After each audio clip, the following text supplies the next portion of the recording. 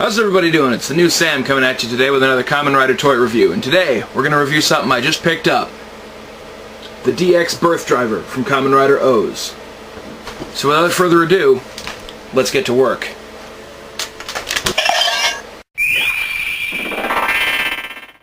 So here's the Birth Driver, connected to a modified belt that I've made for myself, but this isn't exactly the most flattering view, so give me a second and I'll put the belt part itself onto my review table. So here we have the buckle all on its own, and it is a pretty fantastic design. I gotta say, it's probably one of my favorite secondary rider belts out there right now. It's got a whole lot of great detail on it. I really like all the designs in and amongst here. The nice clear plastic bubble to go with the Gashapon motif that Kamen Rider Birth is known for. It's got some great gold trim with nice little inlaid etchings and whatnot. It's got a really big, really awesome gold chrome spinning crank wheel thing. It's just got an amazing silver paint job to some of the stuff like the slot up here. And the rest is actually just silver plastic, I think. Yeah, the rest is just silver plastic, just not this slot. Black on here. And up at the top, like I said, we've got the slot, we've got the speaker, and right here we've got the power switch. On the back, got some nice detailing, even though that's the part that nobody's really going to be looking at. It's even got this right here on the battery cover, which looks a bit like a cell metal.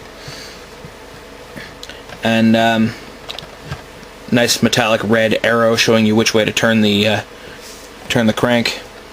On the bottom, the colors just continue to go until we hit the other color of plastic here. So yes, very cool, quite alright looking. Before we turn it on and check it all out, let's take a look at some of these cell metals that it came with. It came with two of them. You've got the Kani, or the crab, as well as the Sasori, the scorpion. I quite prefer the Sasori, personally, but that's just me. So, we'll turn it on. Let's see what we got going here. You turn it on, you get a nice confirmation sound, and the LED in the center of the belt does light up briefly. So all of the electronics are activated by inserting a cell metal or other metal or anything really, so long as it hits the right spot in there, into the slot. You don't even actually have to use the metals. Like, I could use, say, this rifle and push it in, and it would activate the sound effects as well, but I'm not going to do that because I'm showing off the toy and the stuff it came with, so we'll use the cell metals. Alright, so we put a metal in, we'll see what happens. So you get the sound of the coin dropping in, you get this loud standby sound, and the LED inside cycles through the various colors of OOO's combos for some reason. Turning the crank,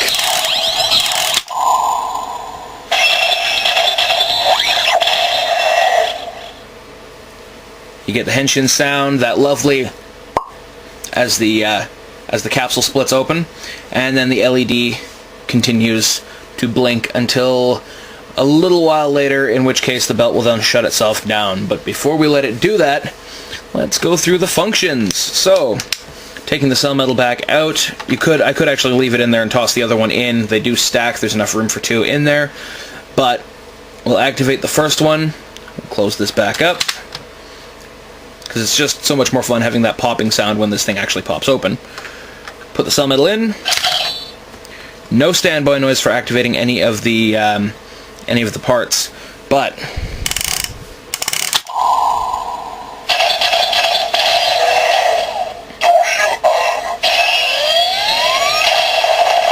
so there's drill arm, and we have the blue LED illuminating the inside of the belt.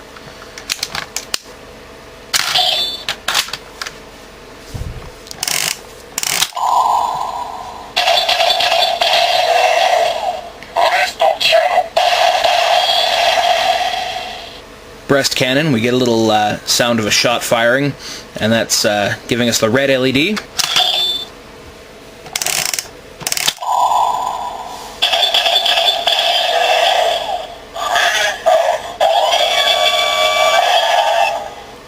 crane arm with some mechanical noises and a green LED.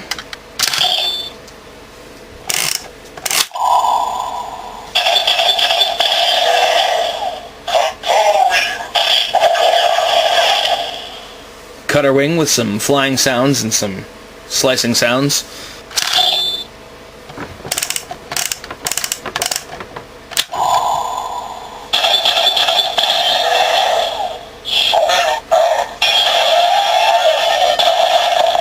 Shovel arm with some nice mechanical shovel sounds and an orange LED, which is, I think, a mixture of the red and the yellow. Now, finally,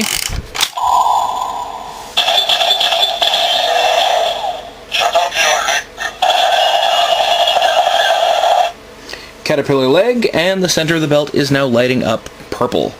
So, that's almost all of the functions. There is one more, wherein we can use both cell metals to initiate a cell burst, or you can use one and just put it in a bunch of times, like stick it in the top and just keep pushing it, not all the way through, but just kind of, you know, either way. But we'll do it with two, since we've got two here, and we might as well put them both to good use.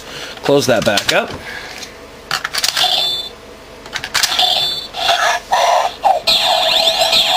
We'll get the standby noise again.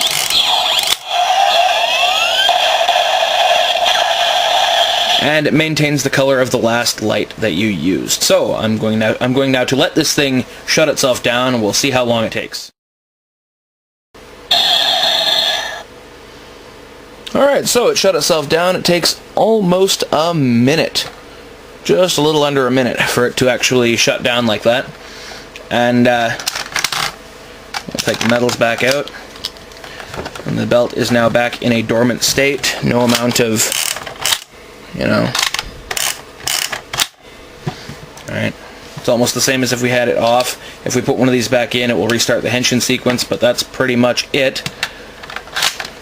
So, final thoughts on the belt. Pretty cool. I'm glad I got it. I am pretty glad to now have some cell metals. I didn't have any of these before. I'm probably going to have to get the Birth Buster so that I can have some more, and also to go with the belt. But, thing is, at the price it was going for on like eBay and some online retailers and stuff like that, I wasn't really too keen on getting it.